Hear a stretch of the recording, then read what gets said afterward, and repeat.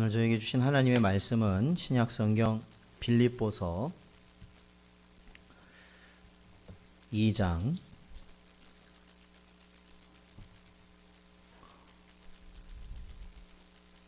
5절부터 11절까지 말씀입니다. 신약성경 빌립보서 2장 5절부터 11절까지 말씀입니다. 저희 한 절씩 교도하겠습니다. 너희 안에 이 마음을 품으라. 곧 그리스도 예수의 마음이니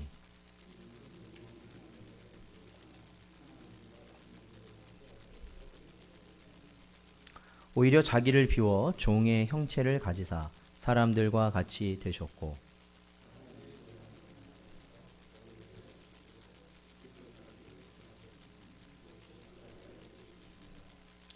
이러므로 하나님이 그를 지극히 높여 모든 이름 위에 뛰어난 이름을 주사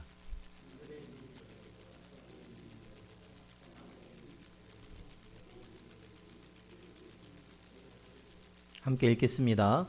모든 입으로 예수 그리스도를 주라 시인하여 하나님 아버지께 영광을 돌리게 하셨느니라. 아멘. 기도하겠습니다.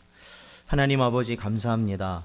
오늘도 귀하고 복된 주일, 그리고 7년간 하나님께서 이 교회와 하나님께서 함께 하셨던 그 은혜들을 저희들이 돌아볼 수 있게 하시고, 또한 앞으로 저희들이 또한 나아갈 길을 저희들에게 말씀하여 주신 은혜 감사를 드립니다.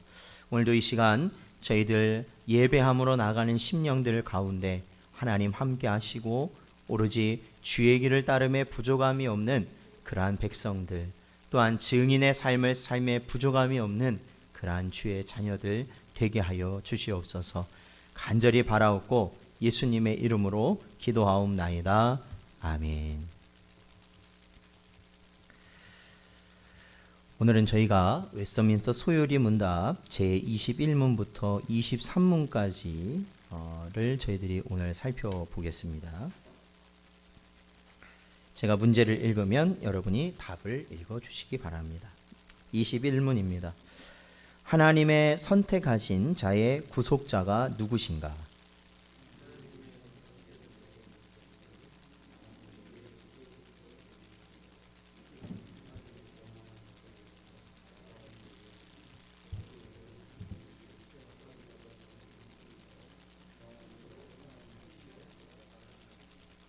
(22문입니다) 그리스도께서 하나님의 아들로서 어떻게 사람이 되셨는가?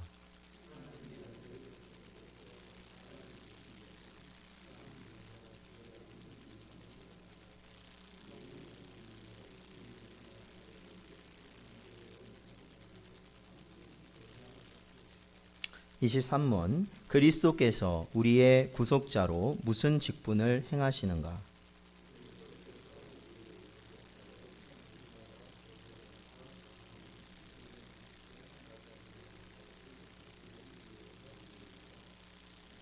네, 아멘. 저희가 지난 20문을 통해서 죄로 인하여 비참하게 죽은, 바로 그리하여서 영원한 불못에 들어갈 수밖에 없는 우리 인생들을 하나님께서 택하시고, 그 택하신 자들을 은혜의 언약을 통하여서 세워진 구속자를 말미암아 우리에게 구원이, 그 택함 받은 자에게 구원이 주어졌다라는 것을 살펴보았습니다. 저희가 그 디모데후서 1장 9절을 한번 찾아보겠습니다. 디모데후서 1장 9절.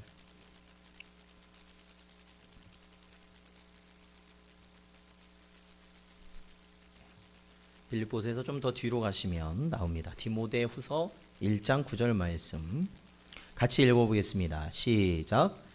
하나님이 우리를 구원하사 거룩하신 소명으로 부르심은 우리의 행위대로 하심이 아니요 오직 자기의 뜻과 영원 전부터 그리스도 예수 안에서 우리에게 주신 은혜대로 하심이라. 아멘. 그렇습니다.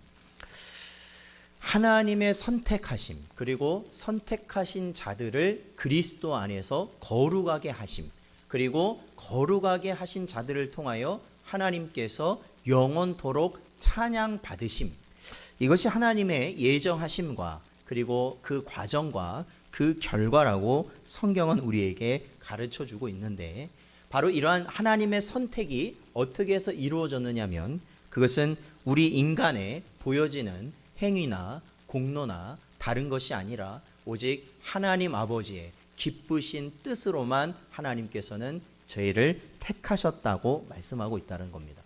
그래서 이 모든 것이 오직 은혜라는 말이, 그래서 그것이 맞는 말이 되는 겁니다.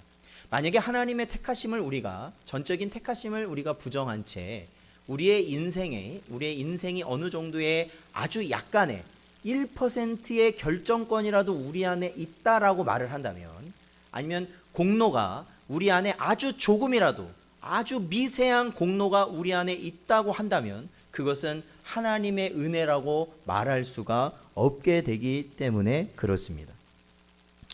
오늘 문답의 주제는 바로 택함 받은 자를 구원하시는 방법인 은혜의 언약의 중심인 구속자, 즉 하나님께서 하나님의 택한 자들과 은혜의 언약을 체결하시는데, 그 은혜의 언약은 뭐냐면 구속자를 통하여 구원하시겠다라는 겁니다. 구속자를 통하여. 그래서 그 구속자에 대한 가르침이 오늘 21문과 22문과 23문의 내용입니다. 결국 그 구속자는 저희가 알고 있듯이 예수 그리스도이십니다. 예수 그리스도를 우리가 우리의 구속자로, 또한 그로 말미암아 우리가 하나님의 구원의 길을 갈 수 있다는 것을 암과 동시에 예수님에 대한 올바른 지식이 우리에게는 필요하기 때문에 그렇습니다. 그래서 오늘 이 문답들을 통해서 우리가 믿고 따르고 유일하게 하나님께로 나아갈 수 있는 길인 예수 그리스도를 온전히 더욱더 확고히 깨달아 가실 수 있는 여러분들 되시기를 주님의 이름으로 축원드립니다. 자, 성경의 큰 틀, 제가 성경을 이해하는 큰 틀을 지난번에 한번 말씀드렸는데, 그것은 바로 언약이라는 말입니다. 약속. 구약, 옛 약속이고 언약이고, 신약, 새로운 약속, 언약이라는 겁니다. 결국에는 이 성경은 하나님께서 우리 택한 자들에게 주신 뭐다? 약속이다라는 겁니다. 택함 받은 자들을 구속하기 위해서 이 언약이라는 방법, 이 약속이라는 방법을 하나님은 취하십니다. 이 언약은 삼위의 하나님이 모두 참여하시는 가운데 우리와 이루어진 것입니다. 즉 성부께서는 성자를 택하시고 택함 받은 자들의 죄의 책임을 부과하십니다. 그러니까 성부 하나님께서 바로 이 구속자를 삼으셨다는 거죠. 성자를 구속자로 택하셔서 택하신 자들의 죄를 성자에게 부과하신 겁니다. 성자께서는 구속 사역을 통해서, 즉 십자가의 사역을 통해서 결국에 그들의 영생의 길, 택함 받은 자들의 영생의 길을 여십니다. 그리고 성령께서는 바로 이 영생이 택자들 각각에게 주어지도록 적용하시는 그러한 사역을 감당하시죠. 그래서 우리가 이게 삼위일체, 이 삼위일체 하나님의 이러한 역사를 통해서만 바로 이 은혜의 언약이 성취될 수 있는 것입니다. 자, 우리 사도행전을 한번 보겠습니다. 사도행전 2장 33절 말씀입니다. 사도행전 2장 33절 말씀.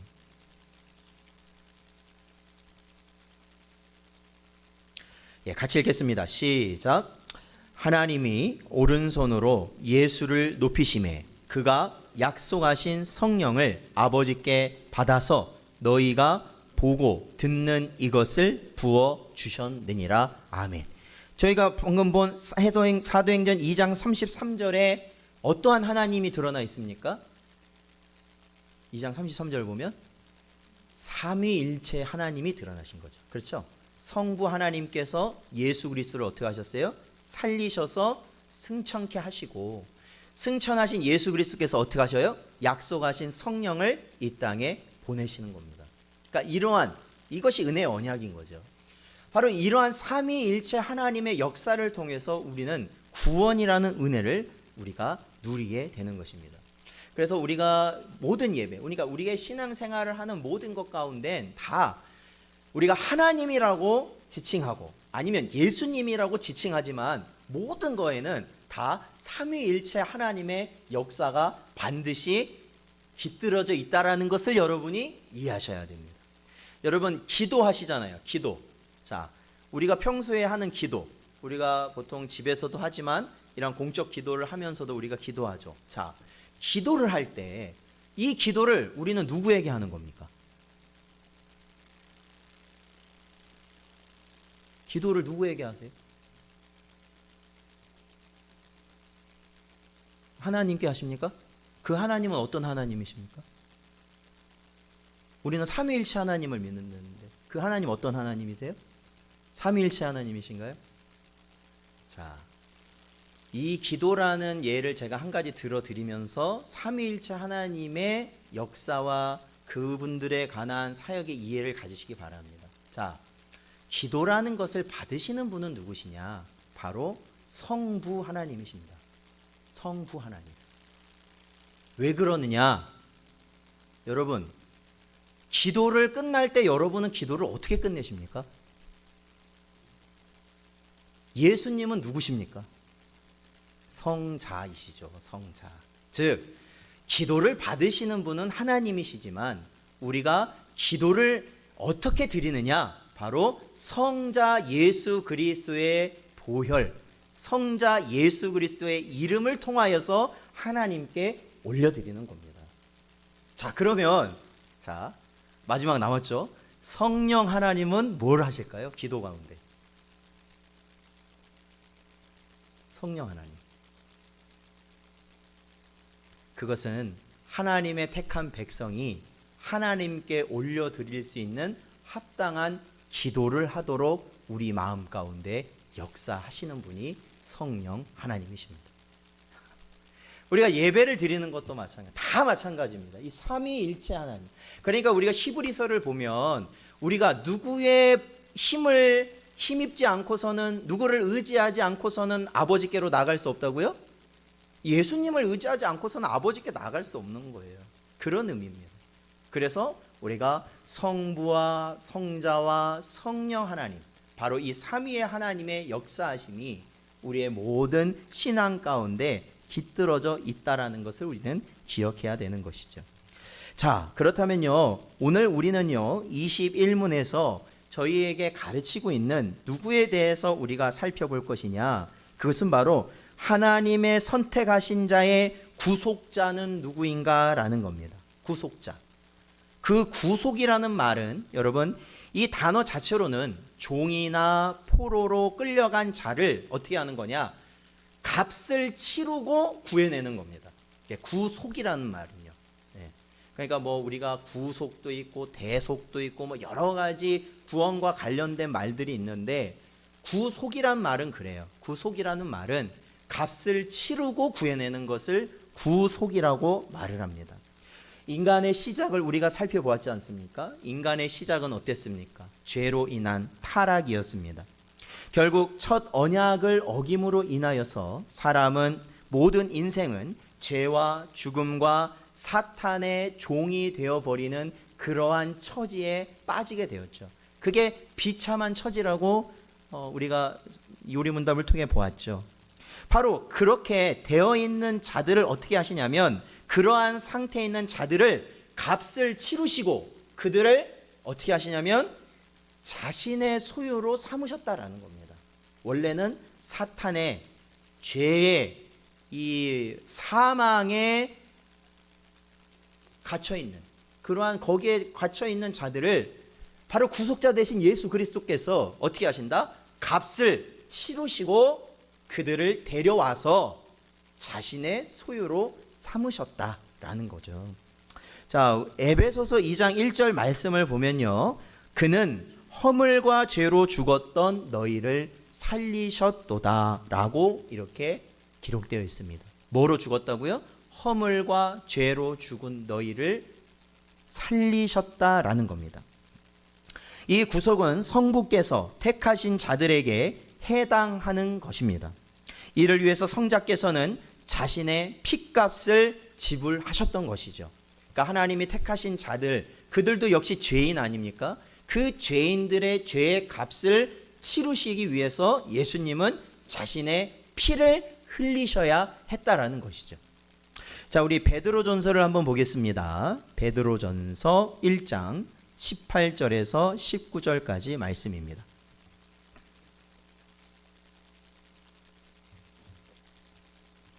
베드로전서 1장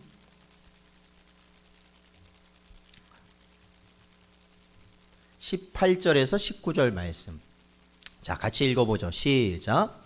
너희가 알거니와 너희 조상이 물려준 헛된 행실에서 대속함을 받은 것은 은이나 금같이 없어질 것으로 된 것이 아니요 오직 흠 없고 점 없는 어린 양 같은 그리스도의 보배로운 피로 된 것이니라. 믿으십니까? 그렇죠. 네. 우리가 대속함을 받을 수 있었던 것, 구속함을 받을 수 있었던 것, 그것은 바로 은이나 금 같은 세상의 것으로 된 것이 아니라 유일하게 무엇으로 되었다고요? 흠도 없고 점도 없는 어린 양 예수 그리스도의 보배로운 피로 말미암아 된 것이다. 그 보배로운 피가 어떻게 했는데요? 우리의 죄값을 대신 치르셨다라는 겁니다. 그래서 대속이라는 말도 있는 거예요. 대속. 그렇죠. 예수님이 대속 대신해서 그 값을 치르셨기 때문에 그렇습니다. 그리고 선택한 백성들이 처해 있는 죄와 마귀의 종로로 다는 신세를 떠날 수 있도록 구출하신 거예요. 구출하신 것. 이것은 우리가 이 성경을 통해서 그러한 유사한 많은 사건들을 보지 않습니까? 바로 애굽에서 이스라엘 백성들이 400년 이상 종살이하고 있었지 않습니까? 종살이하고 있을 때 하나님이 어떻게 하십니까? 바로 모세라는 지도자를 통해서 그를 통해서 그들을 그 애굽 땅에서 구출해 내신 것이죠. 구출해 내신 거예요. 그게 바로 구속 사건이에요. 또한 이 이스라엘이 나중에 북이스라엘과 남유다로 되어 있을 때 결국에는 북이스라엘이 아시리아에게 멸망당하고 남유다가 바벨론에게 멸망당하고 바벨론에 멸망당하니 어떻게 합니까? 유대인들이 바로 포로로 끌려갔어요. 포로로 끌려가서 그 사람들이 얼마나 있었냐면 70년 동안 그곳에 있었다는 겁니다. 그런데 그곳에서 어떻게 됩니까? 약속대로 다시 본국으로 돌아올 수 있었던 사건을 또한 우리는 잘 알고 있습니다. 그것이 바로 영적 애굽과 바벨론에서 바로 하나님께서 자신의 백성들을 구원하신 것처럼 오늘날 저와 여러분에게도 바로 이 세상, 영적 애굽, 바벨론, 바로 이 세상 가운데서 반드시 우리를 구속하시리라 우리에게 약속하신 것이죠. 바로 그리스도만이 유일한 구속자가 될 수 있는 이유가 있는데 그것은 하나님이신 그분 외에는 그 누구도 이를 감당할 수 있는 자가 없기 때문에 그렇습니다. 그러니까 값을 치를 수 있는 자가 없다라는 것이죠. 죄의 값을 치를 수 있는 자가 없다라는 거예요. 제가 전에 언젠가 한번 그냥 단편적인 것으로 이렇게 말씀드렸잖아요. 누군가 한 사람을 죽였습니다. 그러면 그 죄값을 얼마나 받으면 자기가 치른 값을 다 치렀다고 말할 수 있을까요? 없다라는 거예요. 없어요. 사실은요. 없기 때문에 법률로 정해서 그걸 하는 거지만 사실은 사람을 죽였는데 그걸 어떻게 다시 되돌릴 수 있겠습니까? 어떠한 것을 한다고 해도 똑같이 할 수는 없습니다. 이 세상에서는 아무리 죄값을 치른다 해도 치를 수가 없어요. 그렇기 때문에 결국 하나님의 심판이라는 것이 기다리고 있는 것이죠. 자, 그리스도께서는요, 성부가 정하신 구속의 사역을 위해서 사람이 되셔야만 했습니다. 자, 오늘 요리 문답에서도 나오죠. 그것은 21문 답으로 거길 보면 구속자이신 예수 그리스도께서 어떻게 하셨냐면 사람이 되셨다라는 겁니다. 그리고 이 사람이 되신 그리스도께서는 두 가지의 성품, 즉 하나님의 성품, 신성과 사람의 성품, 인성을 같이 가지고 계셨다라는 겁니다.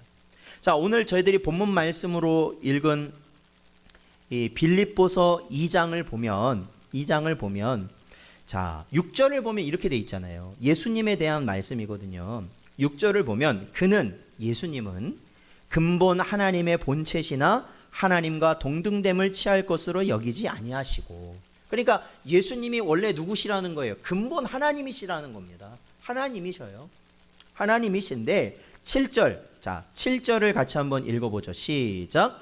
오히려 자기를 비워 종의 형체를 가지사 사람들과 같이 되셨고, 그렇죠?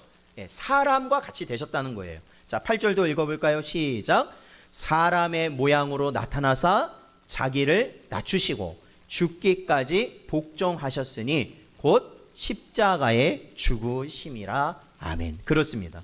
바로 구속자이신 예수 그리스도께서는 바로 저희들이 방금 읽은 빌립보서 2장 6절에서 8절 부분처럼 하나님이신 예수께서, 성자께서 자신의 모든 영광과 그 모든 권세를 버리시고 사람의 몸을 입고 이 땅에 오심으로 성부께서 정하신 죄의 값을 자신의 생명을 드림으로 치루시게 되었던 것이죠.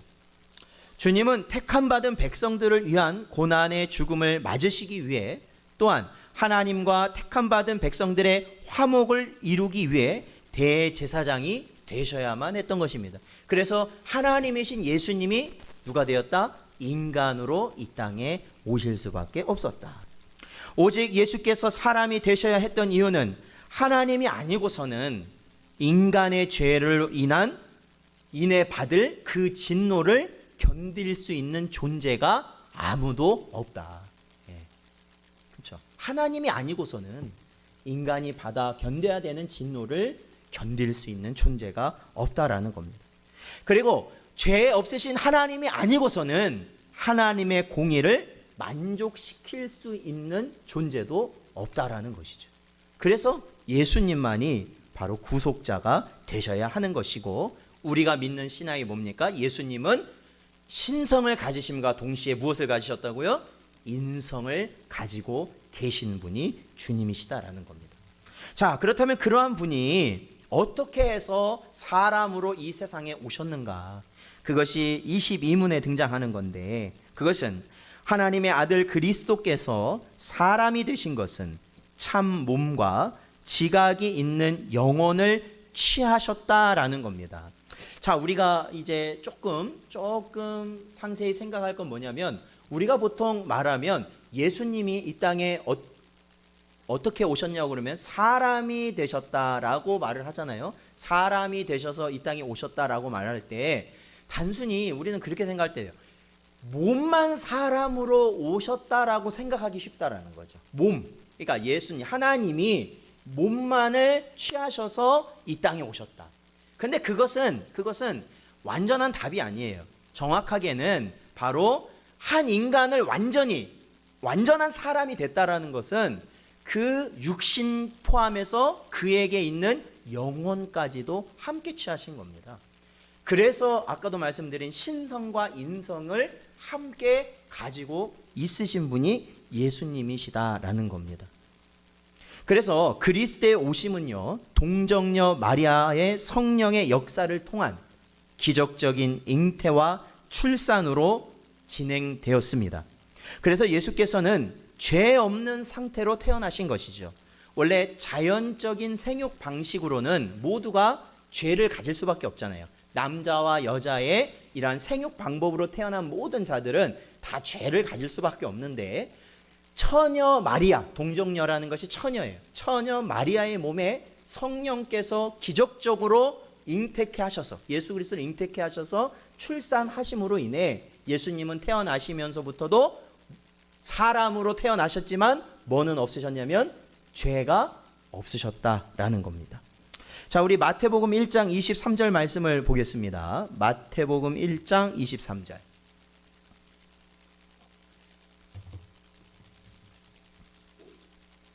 마태복음 1장 23절 말씀입니다. 자, 같이 읽어보겠습니다. 시작. 보라, 처녀가 잉태하여 아들을 낳을 것이요 그의 이름은 임마누엘이라.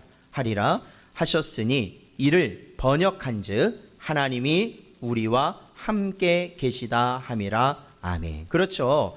보라, 누가 잉태할 것이라고요? 처녀가 잉태하여 아들을 낳을 것이다 라는 겁니다. 그러므로 우리가 예수 그리스도에 대한 진리를 우리들이 가질 때 중요한 것은 예수님은 하나님이시면서 동시에 참 사람이셨고, 또한 예수님은 이 땅에 처녀 마리아의 몸에 성령의 역사로 잉태되어 이 땅에 인간의 몸을 가지시고 출생하셨다라는 것을 정확하게 알고 믿는 것이 중요합니다. 왜냐하면 그것이 다 구원 사역과 연결되기 때문에 그렇습니다. 그리고 예수님은 그러한 가운데 태어나심으로 인하여 뭐가 없으신 분으로 태어나셨냐면 죄가 없으신 분으로 태어나신 것이죠. 자, 예수님께서는 항상 이 땅에 오셔서 천국 복음을 전하시고 많은 일을 감당하시면서 예수님은 이러한 말씀을 하셨습니다. 어떤 거냐면, 나는 내 뜻대로 하는 것이 아니라 누구 뜻대로 하신다고 말씀하시냐면, 아버지의 뜻대로 하신다 말씀하신 것이죠. 그러니까 예수님께서 이 땅에 성령의 잉태와 또한 동정녀 마리아에 통한 출생은 그저 하나님이 인간의 몸을 이 땅에 입고 그냥 오셨다라고 끝나는 게 아니라 바로 성부 하나님께서 계획하신 그 일을 감당하시기 위해서 이 땅에 오신 것이다라는 겁니다. 그러니까 이것은 우리 성도들의 삶과도 밀접하게 연관이 되는데, 그것은 우리가 성도는 하나님의 택함을 받은 자고, 그 택함을 받은 자들이 이 땅에 태어나서 살아간다는 것은 결국 누구의 뜻을 이루기 위해 사는 것이냐면 아버지의 뜻, 나를 이 땅에 보내신 자의 뜻을 이루며 사는 것이 삶의 목적이 되는 것이죠. 자, 예수님께서 이 땅에 오셔서 가지셔야 했던 그 직무는, 구속자의 직무는 하나님과 인간 사이에 중재자가 되시는 역할이었습니다. 이 하나님과 인간 사이의 중재자가 되시기 위해서 반드시 예수님이 가지셔야 했던 것이 바로 신성과 인성이에요. 신성과 인성. 하나님이시면서 동시에 참 사람이셔야만 하나님과 인간 사이의 중재자로 세워지실 수 있는 겁니다. 먼저 신성으로서는 어떤 역할을 감당하시느냐? 하나님과 인간 사이를 화평하게 하시는 것. 화평하게 하시는 것. 또한 하나님의 계시. 하나님의 계시는 누구만이 알고 있겠어요? 하나님만이 아시는 거잖아요. 그러니까 그 하나님의 계시를 사람에게 전달해 주기 위함이시고, 또한 자신의 백성의 죄를 속해 주기 위함이시며, 또한 자신의 교회를 위해 모든 만물의 왕이 되시기 위해서 예수님은 반드시 신성을 가지신 분이셔야만 했다라는 겁니다. 그리고 두 번째로 인성. 예수님이 인성을 가지셔야만 했던 이유는 첫째 아담이 하나님과의 첫 번째 언약을 실패함으로 인해서 그 이후에 모든 자들이 죄로 물들었듯이 바로 둘째 아담으로서 예수님이 세워지시려면 예수님이 뭘 가지고 계셔야 돼요? 인성을 가지고 계셔야 된다. 그래서 인성을 가진 예수님이 인간을 대표하는 둘째 아담이 되시기 위해서, 또한 율법 아래에 순종하시기 위해서, 그리고 인간을 위한 형벌을 인간으로서 받으시고, 그리고 우리와 같이 시험을 이 땅에서 겪으시지만 죄 없는 분으로 허하시기 위해서 또한 인성을 가지시게 된 것이죠. 결국 구속자의 직무는 우리의 비참함과 관련되어 있는데, 자, 오늘 이 문제 23번의 답에서는 예수님의 직무를 세 가지로 이렇게 규정하고 있죠. 첫 번째는 선지자입니다. 두 번째는 제사장이고, 세 번째는 왕이죠. 선지자로서의 직무는 우리의 심령, 하나님의 계시를 우리에게 전해주심으로 인해서 우리의 심령의 무지를 깨우치게 하시는 역할을 하셨고, 두 번째 제사장의 직무는 바로 우리의 죄에 대한 책임을 감당하시며 하나님과 우리 인간을 화평하도록 하는 그 역할을 감당하셨으며, 왕의 직무는 우리가 이 땅에서 죄에 오염되지 아니하고, 그러니까 뭐예요? 왕이라는 존재는 어떠한 존재냐면 누군가 위에서 군림하며 다스리기만 하는 존재가 아니라 그 안에 있는 백성들을 지키는 존재가 왕입니다. 그래서 왕으로서 예수님은 하나님의 백성을 죄에 오염되거나 물들지 않게 하시기 위한 그 역할을 예수 그리스도께서 감당하신 것이다. 그래서 그것을 이 땅에 오셔서 감당하신 그 직무, 구속자의 직무를 세 가지.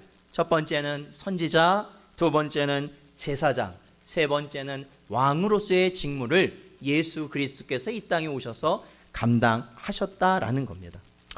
사랑하는 성도 여러분, 우리는 오늘 문답을 통해서 아버지의 택함을 받은 자들을 언약이라는 방법 안에 구속자, 택함받은 구속자이신 예수 그리스도를 통해서 구원하신다라는 이 말씀을 저희들이 배웠습니다. 그렇다면 우리가 거기에서 더 집중적으로 봐야 될 것은 우리를 구속하실 예수 그리스도가 누구이신지를 우리는 분명히 깨달아야 한다라는 것입니다.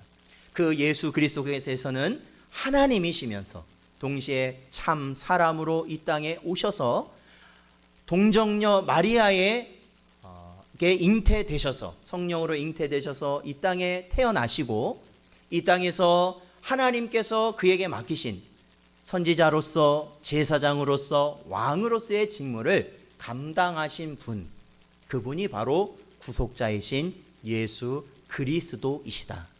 그리고 나아가서는 그 일을 그 2000년 전에 이 땅에 오셔서도 감당하시지만 바로 지금 이 순간에는 하나님의 보좌 우편에서 그 일을 지금도 앞으로도 이 땅에 오실 그날까지 감당하실 분이 우리 주님이시다 라는 것을 꼭 기억하시고 그러한 복음의 능력 가운데 살아가시는 여러분 되시기를 주님의 이름으로 축원드립니다. 기도하겠습니다. 아버지 하나님 감사합니다. 오늘도 이 시간 저희들을 부르셔서 아버지 하나님의 뜻을 바라볼 수 있게 하시고 오직 주를 의지하며 살아갈 수 있게 하신 은혜 감사를 드립니다.